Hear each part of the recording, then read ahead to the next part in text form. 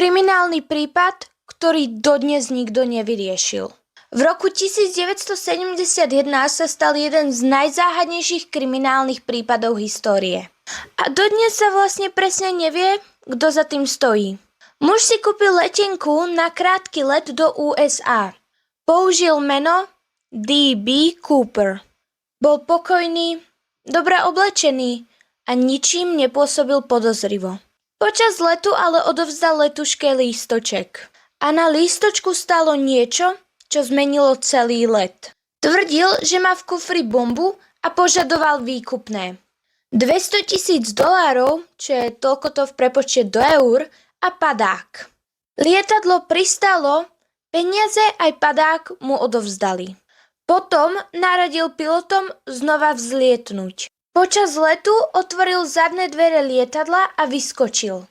V noci, do dažďa a nad hustým lesom. A zmizol.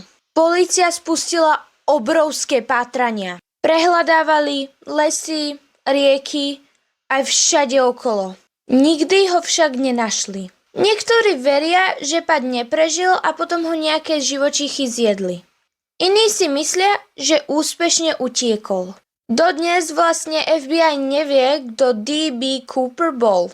A či sa mu podarilo s peniazmi utiec navždy.